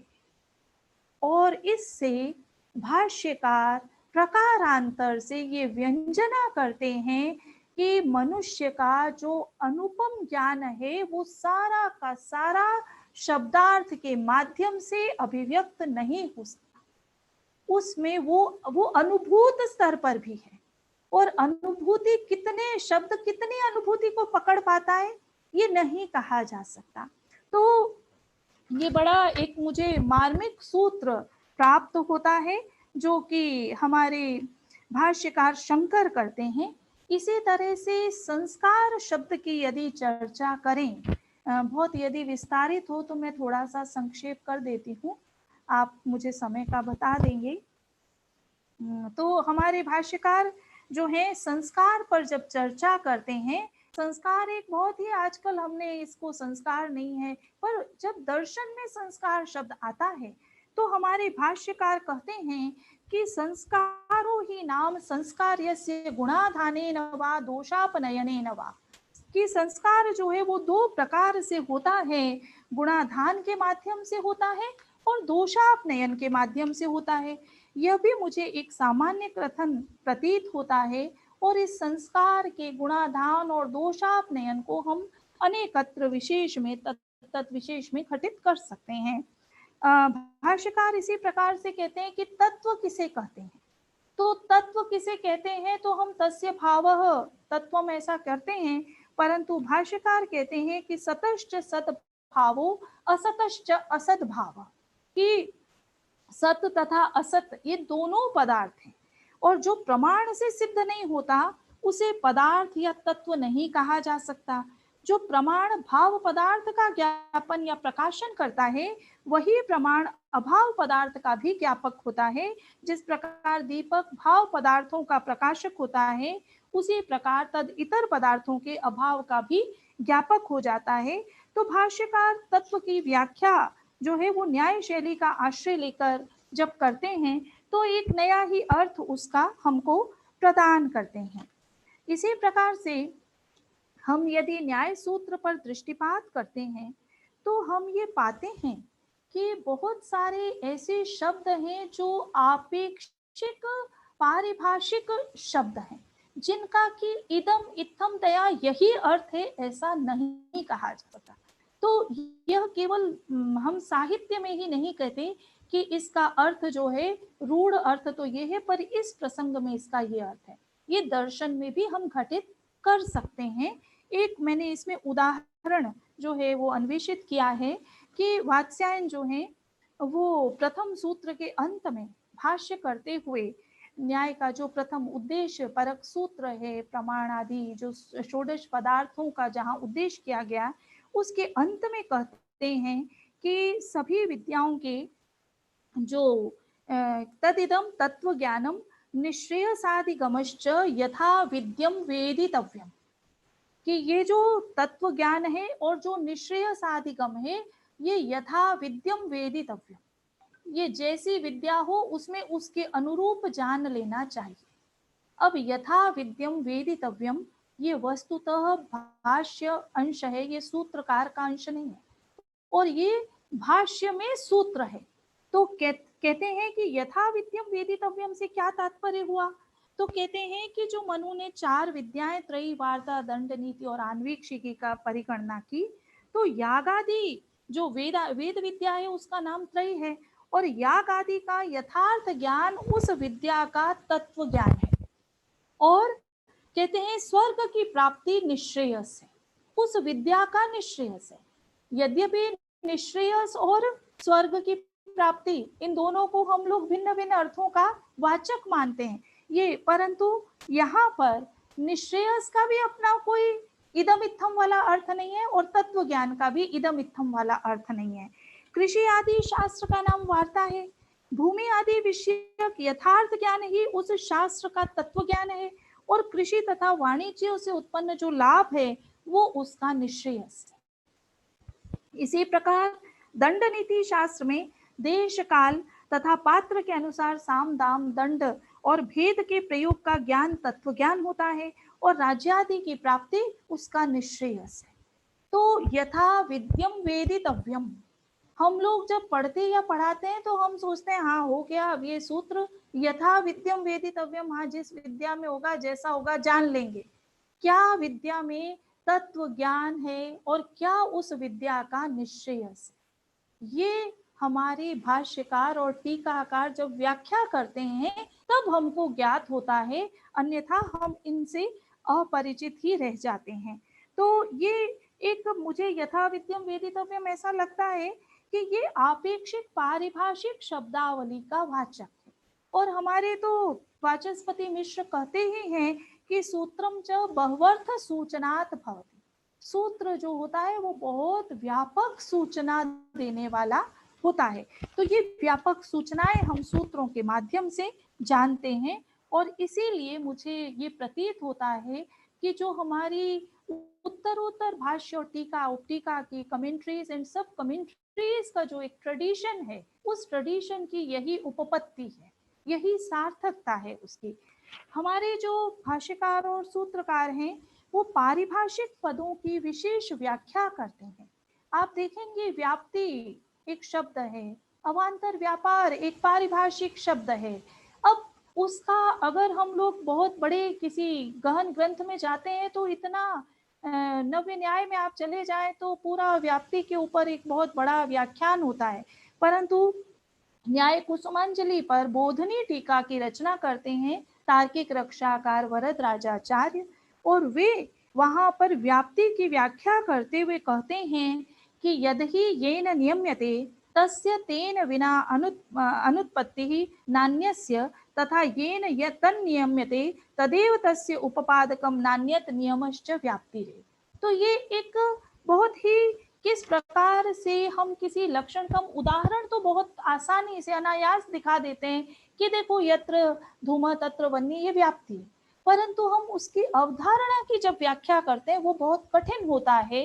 इसी तरह से अनुभव की व्याख्या करते हैं तो हमारे दार्शनिक जो हैं वो बहुत अच्छे शॉर्टकट भी लगाते हैं। वो कहते हैं कि अनुभव क्या है कि स्मृति व्यतिरिक्तम ज्ञान, कि जो स्मृति से भिन्न है, पर क्या है ऐसा नहीं बता पाते। तो ऐसा बताने वाले भी हमारे बहुत सारे भाष्यकार परंपरा में हमें प्राप्त होते हैं। एक और बहुत सुंदर बिंदु है, वो बिंदु है साधर्म्य और वैधर्म्य पूर्वक अवधारणा की व्याख्या करना। तो इसमें एक उदाहरण मैं आपको बता देती हूँ कि किस प्रकार से साधर्म्य और वैधर्म्य उपस्थापित करते हैं। तो ईश्वर साधक हेतु जो प्रदान किए गए न्याय कुसुमांजलि में, वहां पर सत प्रतिपक्ष दोष निवारणार्थ एक अंश का प्रयोग हुआ, विमलानो न विमर्दने। इस अंश में बोधनीकार जो कि वरद राजाचार्य हैं, वे कहते हैं प्रसूनांजलि से न्याय का साधर्म्य और वैधर्म्य दोनों दिखाते। तो वे कहते हैं कि प्रतिप्रमाणे प्रतितर्कैश्च विमर्दने पीडने सति न म्लायति न दूष्यते तेषां हीनांगत्वेन दुर्बलत्वात् इति भावः, कि न्याय जो है वो विरुद्ध प्रमाणों तथा तर्कों के उपस्थित होने पर भी खंडित नहीं होता। यदि प्रसूनांजलि के पक्ष में अर्थ करें तो कर युगल से विमर्दित कर दिए जाने पर भी अगर वो म्लान नहीं होती, तो इस प्रकार न्याय और प्रसूनांजलि का साधर्म्य। अब साधर्म्य कथन के पश्चात वैधर्म्य भी उन्होंने कहा है कि न्यायस्य तद वैधर्म्यम अनेन प्रदर्श्यते यथा विमर्दने सति प्रसूनांजलि न्याययति न्यायम तथेति, कि प्रसूनांजलि तो विमर्दित करने पर म्लान हो जाती, पर हमारा न्याय ऐसा नहीं है। कितने प्रतितर्क ले आओ, ये तो न्यायाभास और तर्काभास सबका खंडन कर देगा। तो ये हमारे भाष्यकार हैं जो हमको एक विधि सिखाते हैं कि किस प्रकार से हम साधर्म्य और वैधर्म्य से इसका कथन करें। एक और बहुत सुंदर बिंदु जो मैंने खोजा है वो है चतुर्थ सूत्र है न्याय सूत्र का, प्रत्यक्ष का लक्षण है इंद्रियार्थ सन्निकर्षोत्पन्नम ज्ञानम अव्यपदेश्यम अव्यभिचारी व्यवसायात्मकम प्रत्यक्षम। सबसे पहले भाष्यकार पकड़ते हैं, अरे भैया ये कितनी बड़ी गलती कर दी, इंद्रियार्थ सन्निकर्षोत्पन्नम कैसे कह दिया। सबसे पहले तो आत्मा मनसा संयुज्यते, फिर मनः इंद्रियेण, फिर इंद्रियम अर्थेन। तो जब इंद्रिय का अर्थ से सन्निकर्ष होता है तो आपने तीसरे सोपान पर पहुंच गए, पहले दो सोपानों को छोड़ दिया। भाष्यकार वहां पर कहते हैं, बहुत सुंदर उत्तर देते हैं कि देखो हम यहाँ पर प्रत्यक्ष का लक्षण कर रहे हैं, तो प्रत्यक्ष का जो विशेष है वो कहना हमको अभीष्ट है। जो अनुमान आदि अन्य में समान है हमने उसका कथन नहीं किया और उसका निषेध भी नहीं किया। तो जब ऐसा कहा जाता है तो मैं ये कह सकती हूँ कि हमारी दार्शनिक पदावली में कल्पना गौरव और कल्पना लाघव ये दो दोष हैं। कल्पना गौरव का अर्थ है समर्थ अनल्प कल्पना, कल्पना गौरवम, कि ऐसी कल्पना जो आवश्यकता से अधिक है, वो समर्थ है परंतु उस कल्पना की हमको आवश्यकता नहीं है। तो इसी प्रकार के बहुत सारे हमको उदाहरण जो हैं वो हमारे सूत्रों में भी प्राप्त होते हैं, और सूत्रों के अतिरिक्त वो उदाहरण जो हैं वो हमको इसमें भी प्राप्त होते हैं कि किस प्रकार से हमारे भाष्यकार जो हैं वो कल्पना गौरव दोष का कल्पना गौरव दोष का परिहार करते हैं। तत्व समन्वयात एक सूत्र है 114 ब्रह्म सूत्र में, और वहां पर एक स्थान पर हमारे भाष्यकार शंकर कहते हैं कि न च तद्गतानां पदानां ब्रह्म स्वरूप विषये अवगम निश्चिते समन्वये अवगम्यमाने अर्थांतर कल्पना युक्ता श्रुत हानि अश्रुत कल्पना प्रसंगात, कि हम ब्रह्म के विषय में ये तत्वमसि इत्यादि सारे वाक्य जब निश्चित हो गए, अब आप अगर ये पूर्व मीमांसक ये पूर्व पक्ष लाएं कि भैया अब तुम इसको जो है कर्तृ देवतादि परक मान लो या किसी और अर्थ का मान लो, तो हमारे इससे क्या होगा, श्रुत हानि हो जाएगी और अश्रुत कल्पना हो जाएगी। ये दोनों दोष हैं। श्रुत हानि का अर्थ यह नहीं है कि श्रुतस्य अर्थस्य हानि, अपितु श्रुत हानि का अर्थ है श्रुति में प्रतिपादित अर्थ की हानि, और अश्रुत कल्पना श्रुति में जिसका प्रतिपादन नहीं किया गया है उस अर्थ को लेना। तो ये दोनों दोष जो हैं इनको हम स्वीकार नहीं करते हैं। तो ये एक बहुत ही बड़ा इन्होंने यहाँ पर प्रसंग है। इस प्रसंग पर जब मैंने अन्वेषण किया तो मैंने ये पाया कि भाष्यकार ही श्रुत हानि और अश्रुत कल्पना से भयभीत नहीं है, हमारे जो सूत्रकार है वो भी भयभीत है, वो भी इतने सावधान हैं। वो कहते हैं एक स्थान पर कि ये जो सांख्य सम्मत प्रधान है इसको हम जगत का कारण नहीं मान सकते, तो हेतु देते हैं कि ईक्षतेर ना शब्दम, और वहां पर जो ईक्षतेह न अशब्दम, वो अशब्दम जो है वो श्रुत हानि का वाचक है। वो वेद में अप्रतिपादित होने के कारण वेद में इसका प्रतिपादन हमको प्राप्त नहीं होता। तो सूत्रकार भी श्रुत हानि दोष का परिहार करता है, और सूत्रकार श्रुत हानि दोष का जब परिहार करता है तो एक स्थान पर नहीं है, अनेक मैंने इसमें बहुत सारे उदाहरण ढूंढ के निकाले और वो बहुत सारे उदाहरण हैं। और केवल श्रुति प्रतिपादित अर्थ की रक्षा करना ही भाष्यकार और सूत्रकार का कर्तव्य नहीं है, अपितु स्मृति प्रतिपादित अर्थ की सुरक्षा करना भी। तो वहां पर जैसे हम उरण रपरह सूत्र से रपरह से लपरह भी लेते हैं, तो वैसे ही यहाँ पर श्रुति प्रतिपादित अर्थ की संरक्षा करना और स्मृति प्रतिपादित, ऐसा नहीं है कि श्रुति प्रतिपादित अर्थ को तो आपने बचा लिया और स्मृति तो खंडित होती है तो हो जाए, ऐसा हमारे भाष्यकार कहते हैं। एक सूत्र है उसमें कहते हैं स्मृतेश्च, और ये है 1, 2, 6। तो इसमें ये ब्रह्म सूत्र में तो कहते हैं कि स्मृति में भी ऐसा कहा गया है। तो ये सूत्र बनाया, तो ये भी एक बहुत, इसमें मैंने काफी विशद व्याख्या की है, पर मुझे ऐसा प्रतीत हो रहा है कि समय कुछ कम हो जाएगा, तो इसलिए मैं इसको छोड़ती हूँ। इसमें मैंने एक और कल्पना अंत में की है उपसंहार में, और मैंने ये सोचा कि यदि हमारे पास इतना ज्यादा हमको आप कंडीशन कर दो कि जो श्रुति में प्रतिपादित है तुमको वही बोलना है, जो अश्रुत है उसकी कल्पना नहीं करनी है, तो क्या हमारी परंपरा अवरुद्ध नहीं हो जाएगी? तो हमको तो आपने इतना कंडीशन कर दिया। तो ये मेरा एक पूर्व पक्ष मन में आया, तो मैंने सोचा है कि इस पूर्व पक्ष का समाधान हम ये कर सकते हैं कि हमारी परंपरा नूतन संयोजन का विरोध नहीं करती है। हमारी परंपरा की ये जो भावना है कि प्रत्येक सिद्धांत मौलिक होना चाहिए, और मौलिक का अर्थ है मूल से संबद्ध। तो मौलिक का अर्थ कोई एकदम से बिल्कुल नया उटपटांग कुछ भी बना दिया कि हमने ये मौलिक बनाया।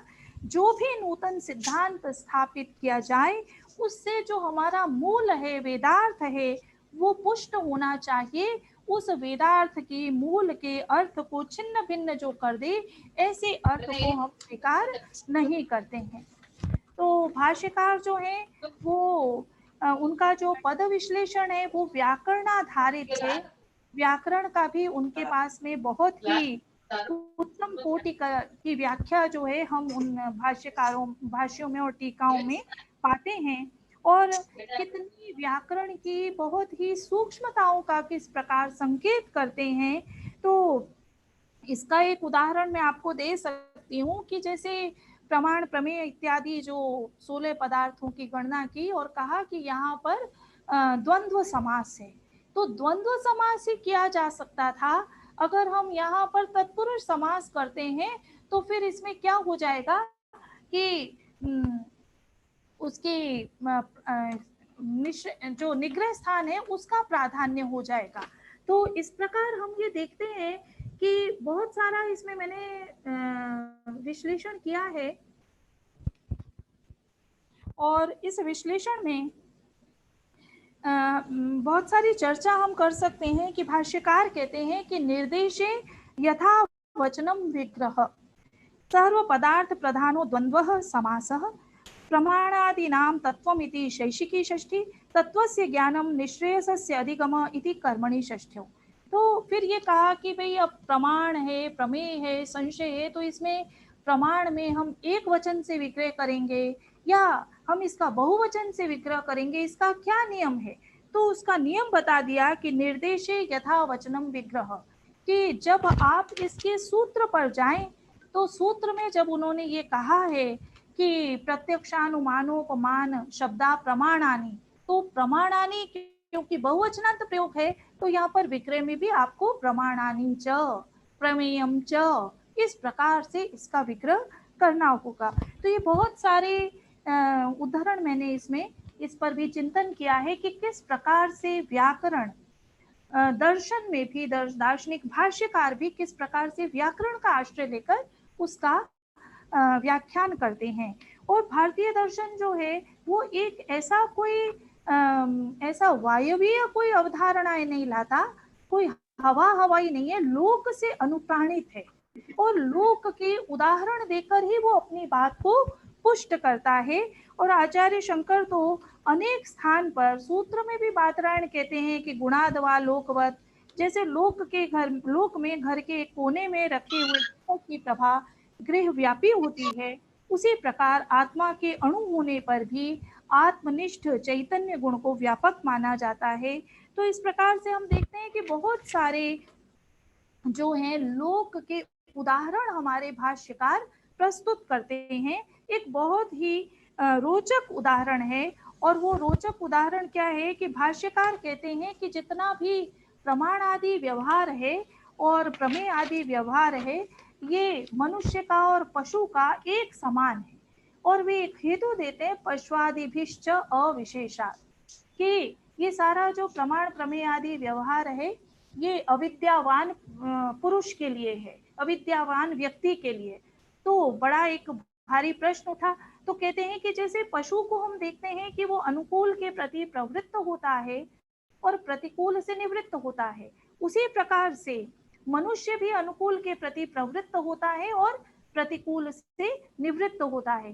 तो भाष्यकार जब भी किसी भी दार्शनिक अवधारणा की व्याख्या करते हैं तो वे सारे उदाहरण कहाँ से उठा रहे हैं? वे सारे उदाहरण लोक से उठा रहे हैं। तो हम कोई भी सामान्य कथन करते हैं तो हमारे पास में उसके निदर्शन के रूप में लोक के अनेक उदाहरण हो सकते हैं, और भारतीय दर्शन जो है वो लोकानुप्राणित ही है। जब हम ये रज्जु और सर्प का उदाहरण देते हैं अध्यारोप में, शुक्तिका और रजत का उदाहरण देते हैं, तो ये सारे उदाहरण जो हैं हम ये देखते हैं कि ये इसी प्रकार के उदाहरण हैं। और मैं अंत में ये कहना चाहती हूँ कि हम जब अपने भारतीय दार्शनिकों को और भाष्यकारों टीकाकारों को देखते हैं, उनके भाष्यों का यदि आलोड़न करते हैं टीकाओं का, तो हम ये पाते हैं कि भारतीय दार्शनिकों ने, टीकाकारों और भाष्यकारों ने पाश्चात्य जो चिंतक हैं उनके समान ऐसा कभी नहीं कहा कि शोध प्रविधि की क्या परिभाषा है, तो है ना, what is research methodology, how many types of research methodologies are there. वो कभी ये सिद्धांत से नहीं कहते हैं, वो अपने भाष्यों में, अपनी टीकाओं में हमको शोध प्रविधि करते हुए सिखाते हैं। और ये हमको उनके टीकाओं को, उनके भाष्यों को पढ़कर हम ये जानें, हम वो बिंदु निकालें कि क्या क्या बिंदु वो हमको शोध प्रविधि के प्रदान करते हैं।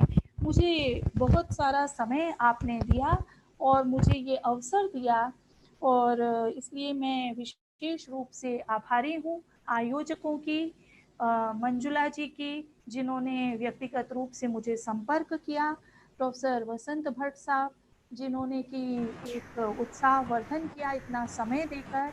तो मैं आप सबका बहुत आभार अभिव्यक्त करती हूँ। बहुत आभार कौशल जी आपका। और अब मैं प्रतिभाव के लिए हमारे श्री गोविंद गुरु विश्वविद्यालय के संस्कृत विभाग के कार्यवाहक निर्देशक आदरणीय डॉक्टर राजेश भाई व्यास साहब को विनती करूंगा। राजेश भाई व्यास जी, नमस्कार सभी को। मैडम सरोज जी कौशल ने बहुत ही अच्छा व्याख्यान दिया। मैं बताना चाहता हूं कि हमारे साथ हमारी यूनिवर्सिटी के कुलपति महोदय भी हमसे जुड़े हैं, तो मैं उनका इस व्याख्यान में स्वागत करता हूं। बहुत ही आनंद की बात है कि वो हमसे जुड़े हैं। आज हमारे साथ हमारे वसंत भट्ट साहब भी हैं, हम सब उनके विद्यार्थी हैं। तो सबसे पहले मैं वसंत भट्ट साहब से कहूंगा और बाद में हमारे वीसी साहब जो आज हमें अध्यक्ष के रूप में अंत में कुछ शुभेच्छा प्रदान करेंगे। तो वसंत भट्ट साहब अगर कुछ इस विषय पे कुछ कहना चाहें तो। ठीक है, मैं सुनाई पड़ता हूँ भैया। हेलो। हाँ सर, सुनाई देता है। આવે છે અવાજ આપને?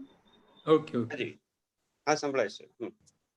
सम्मानीय डॉक्टर सरोज कौशल जी, आपको बहुत बहुत अभिवादन पूर्वक मैं आपकी प्रशंसा करता हूँ। बात ऐसी है कि आप सूर्य नगरी में बैठे हैं। हमारे गुजरात के लोग शायद ही जानते होंगे कि जोधपुर को सूर्य नगरी कहा जाता है।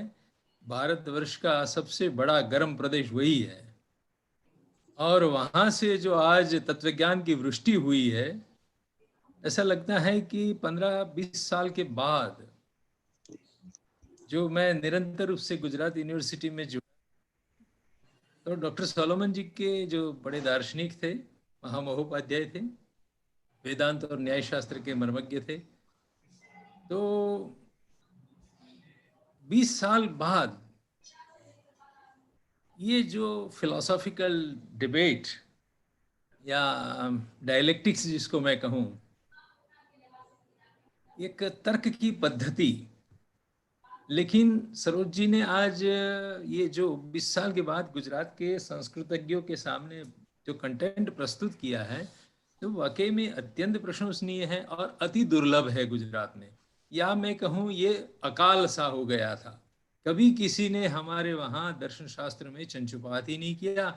जो करने वाले थे उस पर कभी व्याख्यान नहीं देते थे इतना अच्छे तरह से, विशद रूप से। जो शंकराचार्य के भाष्य के लिए शब्द प्रयोग होता है प्रांजल गद्य में, वो लिखते थे। ऐसी प्रांजल भाषा में सरोज कौशल जी ने और विशेष रूप से उनका जो कंट्रीब्यूशन में देख रहा हूँ वो ये है कि रूल्स ऑफ इंटरप्रिटेशन जो भाष्यकारों ने अख्तियार किए हैं, अमल में लाए हैं, उसमें वो शोध प्रविधि देख रहे हैं और उसी के माध्यम से हम हमारे रिसर्च इत्यादि में वही करना चाहते हैं। अथवा शब्द में वो पक्षांतर के रूप में प्रयोग जो होता है, वो एक विकल्प का, किसी विषय की प्रस्तुति का विकल्प प्रदर्शित कर रहा है। तो एक ही विषय की अनेकधा व्याख्या हो सकती है। उसको बहुत सुंदर तरीके से कहा, बहुत कुछ बिंदुएं उन्होंने एकत्र किए हैं, सब पर मैं नहीं बोल पाऊंगा। मैं केवल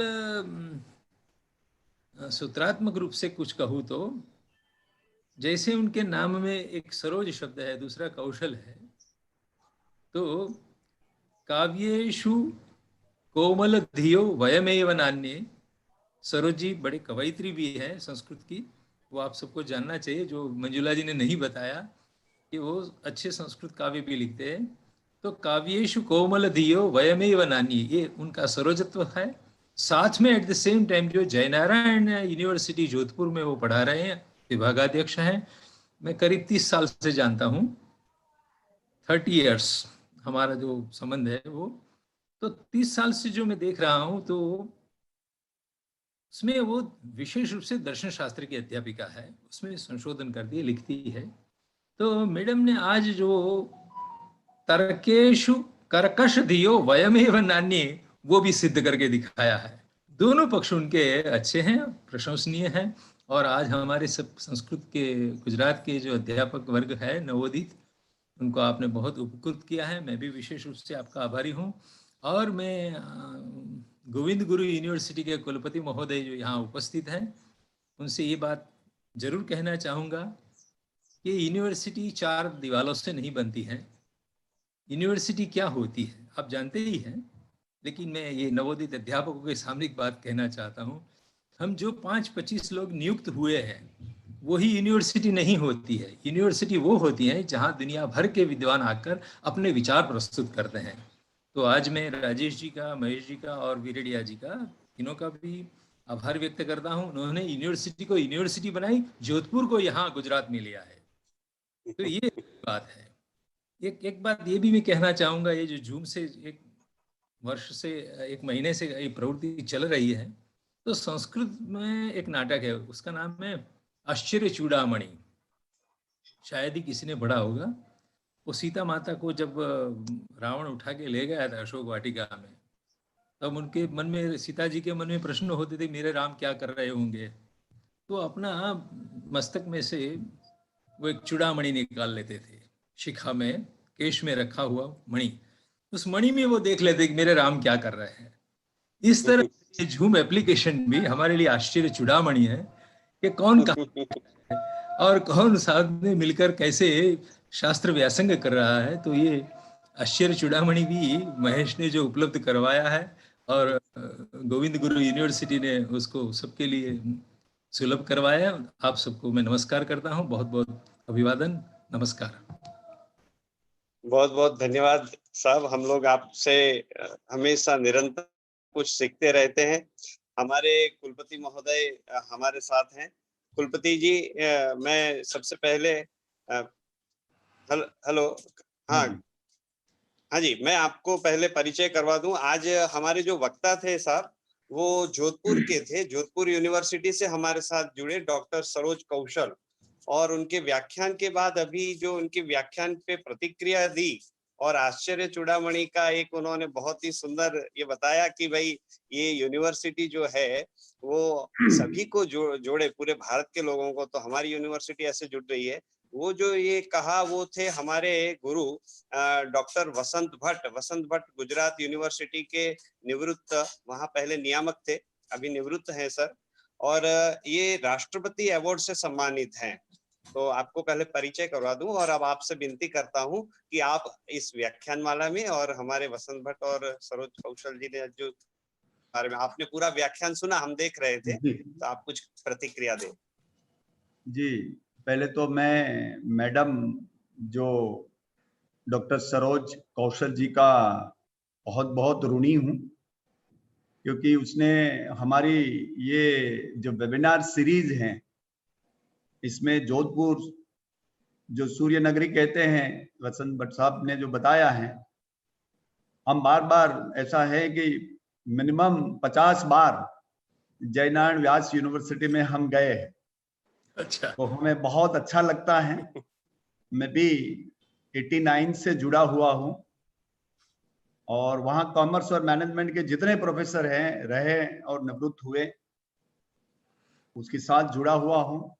बहुत संस्कारी नगरी है, बोली बहुत मीठी है। मारवाड़ी में सबसे बड़ा जो हुक्म कोई कहता है तो वो जोधपुर का ये परंपरा है, वो मेंटेन आज भी कर रहे हैं। उसकी मेहमान की स्वागत और उसकी रखवाली और खातेदारी जो कर रहे हैं, वो भारत में अभी कहाँ भी ऐसा नहीं हो रहा है। थोड़ा मेवाड़ में ये है। तो मैं दोनों नगरी को बहुत ठीक से जानता हूँ, और मेरा तो जो फोर फादर है वो भी राजस्थानी है, तो वो कारण हमारा उसके साथ बहुत निस्बत और संबंध भी है। मैंने आज देखा कि उसकी आज हमारे राजेश व्यास साहब ने, वसंत भाई, हमें मॉर्निंग में भेजा था कि डॉक्टर सरोज कौशल जी आज बोलने वाली हैं। मैंने ऐसे तो मैं संस्कृत का कोई अभ्यासी तो नहीं हूं, लेकिन जो पढ़ता हूं, और इसमें से भी आज मैडम ने जो दर्शन शास्त्र में बात की, तो हमारे मन में कई प्रश्न उठने लगे, क्योंकि हम तो छोटा मोटा जानते हैं, छोटा मोटा पढ़ते हैं दर्शन शास्त्र में, और दर्शन शास्त्र के जो मित्र होते हैं उसके साथ कभी खंडन मुंडन ये बातें हमारी होती है। हम नहीं जानते फिर भी खंडन मुंडन करते हैं, वो क्या मालूम, इसलिए हमने आगे कर लिया। लेकिन आज डॉक्टर सरोज जी ने जो बातें बताई, इससे कहते हैं कि हम जो भी अनुभूति करते हैं वो बात अलग होती है, और जब हम लिखते हैं तो इसमें कितने परसेंटेज आते होंगे अनुभूति के, वो आज मैं उससे सीख लिया। क्योंकि जो हम बात बताते हैं, बोलते हैं, तो कई बातें मन में विचार आते हैं, वो सब बोलते हैं, वो अनुभूति आती है और उसको शब्दों में निकालते हैं। वो भी पूरी अनुभूति आप नहीं कह सकते। इसलिए गीता में जो कृष्ण कह रहे हैं कि भाई मैं जो आपको बता रहा हूं वो तो संक्षिप्त लिस्ट है, और अर्जुन को भी ये सारी बातें जो बताते हैं, वो सारी बातें वो ध्यान से, जो प्रश्न में उसका रस है, वो प्रश्न के वही जो नजदीक का एनवायरमेंट उसको समझते हैं। मैंने देखा कि भारतीय दर्शन जो शास्त्र हैं, इसमें संस्कृत के, क्योंकि सबसे ज्यादा अधिकार तो संस्कृत और शास्त्र पढ़ने वाले का है, लेकिन आज शास्त्र नहीं पढ़ने वाले भी दर्शन शास्त्र में कई जो हमारे भाष्यकार हैं, कोई हमारे ज्ञान और तत्वज्ञान के बारे में जो विचार विमर्श कर रहे हैं, वो सब जानते हैं। मैं भी ये ऐसी बात कह रहा हूं कि छोटा मोटा हम एक गीता को पढ़ रहे हैं, पूरा तो हमें उसको समझ नहीं पाया हूं। हर बात पढ़ता हूं तो नई बात मेरे सामने आती है, तो मैं उसका एक्सपर्ट नहीं हूं। लेकिन आज मैंने सरोज जी को जो सुना, उसने इतना विशिष्ट रूप से ये बातें बताई कि हम तो संस्कृत के अध्यापक नहीं हैं, लेकिन उसकी बातों में ये बातें एकदम क्लियर कट कर दी हैं कि कहाँ हम खंडन करते हैं, उसका ये भी करते हैं, भाष्यकार भी लिखते हैं तो कोई एक भाग लिखते हैं, एक अंश। उसका मतलब ये नहीं है कि दूसरे विषय में, दूसरे सब्जेक्ट में, उसके नजदीक के सब्जेक्ट में वो जानते नहीं, वो विषय पर लिखते हैं, उसका भाष्य करते हैं, लेकिन उसका मतलब ये नहीं है। तो ये बातें पहले तो हमें यही लग रही थी कि मैं फिनांस का आदमी हूं तो फिनांस के बारे में सोचता हूं, वही मेरा विषय है, लेकिन मेरे मन में कई विचार आते हैं, प्रश्न आते हैं, उसका कोई उल्लेख मेरे जो बुक्स हैं कि साहित्य है इसमें मैं ज्यादा हम नहीं कर पाते और करते भी नहीं है। उसने बात भी बताई कि आत्मा, मन, इंद्रिय, ये सारी बातें हमारे वेद, उपनिषद, ये सारे बातें कहीं ना कहीं ये हैं, लेकिन ये बात, ये सारे अपरा प्रकृति हैं आत्मा के सिवा। जो परा प्रकृति है वो तो आत्मा है। अब यहां से शुरू करे, मन से, इंद्रिय से शुरू करे, मन से आए आत्मा तक जाए, या रिवर्स करे, वो सब बातें मैडम ने आज रखी। हमें बहुत खुशी हुई कि इस शास्त्र में, दर्शन शास्त्र, इसमें ऐसे जयनारायण व्यास यूनिवर्सिटी के प्रोफेसर और हेड मैडम सरोज कौशल जी आई, और जो तत्परता से उसने जो बात की, आप देखो कि 3 महीने पहले हम ऐसी बातें नहीं करते थे मार्च में, लेकिन आज ऐसा हो गया कि ये भी बातें बहुत ठीक है, क्योंकि कोरोना ने कई महामारी दे दी हमें, लेकिन कितनी सुलभता भी दे दी उसने। हम उसको अभी तो देखते हैं, वही तरह देखते हैं महामारी की, हाँ वैक्सीन आ जाएगी, आएगी, इतनी दुनिया लग के पड़ी है तो आएगी। तो हमारे संस्कृत के जो समूह हैं, उसने ये समय का कैसे सदुपयोग करे, और भारत भर में, मैं बहुत गौरव के साथ कह रहा हूं कि भारत भर में सारी वेबिनार सीरीज चल रही हैं। आज लोग जूम के माध्यम से, कोई भी माध्यम से कर रहे हैं, लेकिन इसमें लयबद्ध, तर्क संगत वसंत कुमार भट्ट साहब जैसे लोग, बड़े लोग, ये संस्कृत के कोई सामान्य लोग नहीं है, उसकी अभ्यासु भी हैं, ज्ञानी भी हैं, ऐसे लोग आज हमारे संस्कृत के वेबिनार में हर दिन जुड़ रहे हैं। कई यूनिवर्सिटी, अभी हरियाणा की न्यूज हमें भेजी कि हरियाणा के प्रोफेसर ने गोविंद गुरु यूनिवर्सिटी, बहुत छोटी यूनिवर्सिटी है, ट्राइबल एरिया में है, फिर भी हमारे संस्कृत के जो अध्यापक हैं उसका हौसले इतने बड़े हैं कि थोड़े थोड़े दिन में, अभी 1 महीने की होने की तैयारी है, जब 1 महीना हो जाएगा तो भारत भर के जो विशिष्ट व्यक्ति हैं, संस्कृत में उसका ज्ञान है, वो हमारे अध्यापक, गोविंद गुरु अकेले नहीं, हम अपने लिए नहीं सोचते हैं, हम तो देश के लिए सोचते हैं, सारे विश्व के लिए सोचते हैं। ऐसा व्याख्यान माला भारत भर में शायद कोई 1-2 यूनिवर्सिटी में है, तो मेरे ख्याल में नहीं है, क्योंकि मैं सारी यूनिवर्सिटी के विषय के साथ भी जुड़ा हुआ। हम अभी तो उसको मार्केट में रखा नहीं है, अभी तो ये इनर जो हम अपने ग्रुप और वहां सीमित रखा है, लेकिन वो सीमित नहीं रह सकता है, क्योंकि वो भारत भर में, कल देखो आपके नॉर्दर्न इंडिया में, हरियाणा में थे, आज हम एकदम west part of India Jodhpur में हैं, कल हमारे राजेश भाई, महेश भाई, दिलीप भाई और कुछ ये हमारे वंजारा जी। मैंने कहा कि भारत के सारे विशिष्ट व्यक्ति हैं, उसमें ये वेबिनार सीरीज में लाइए। संस्कृत का स्पोकन सेंटर तो खड़ा किया, डिपार्टमेंट भी खड़ा करे, और हम कह सकते हैं कि ये माध्यम से हम टीचिंग भी कर सकते हैं, क्योंकि इसमें एक बोलते हैं और सारे सुनते हैं 100%। तो मुझे लगा कि ये बहुत अच्छी बात है, जब जब कोई अच्छे एक्सपर्ट, और मैंने देखा कि जहां जहां मुझे अवसर मिल गया, आज भी कई लोग बाहर बैठे हैं, मैंने कहा कि वेबिनार पूरा होने दो। हमने थोड़ा पढ़ा पहले, भाष्यकार के बारे में, ज्ञान, तत्वज्ञान के बारे में सुना, खंडन मंडन के बारे में भी हमें देखा, क्योंकि बात होनी चाहिए। बुद्धिजीवी तो उसको ही कहते हैं कि आपका विचार है, उसके साथ दूसरे का अलग विचार हो सकता है। खंडन का मतलब ये नहीं कि आपका विचार मिटा दिया है, उसका विचार जो खुद है वो भी अपने सामने रखें। वो सामने रखने में जो दिक्कत आती है तो मैं उसको कहता हूं कि वो स्वीकार नहीं करते हैं। जो स्वीकार नहीं करता है तो बड़े हो ही नहीं सकते हैं। तो मैडम ने बहुत अच्छी बातें सारी बताई। मुझे बहुत खुशी हुई है कि हमारे संस्कृत के अध्यापक राजेश भाई से लेकर उसकी टीम ये बहुत सशक्त रूप से आगे बढ़ रही है, और डिपार्टमेंट भी बढ़ जाएगा। अभी से परीक्षा एग्जाम हो जाएगी तो उसके एडमिशन हो जाएंगे। हम बोले ठीक थोड़े लोग हैं, लेकिन हम भारत में संस्कृत के बारे में जो कुछ भी होगा वो पूरी ताकत के साथ, ये कोई युद्ध नहीं है लेकिन एक वैचारिक युद्ध है। जो दुनिया भर में हमारे शास्त्र का जो ज्ञान है, शास्त्र में जो बातें रखी हैं, वो शास्त्र की सारी बातें हमें समाज को देनी है।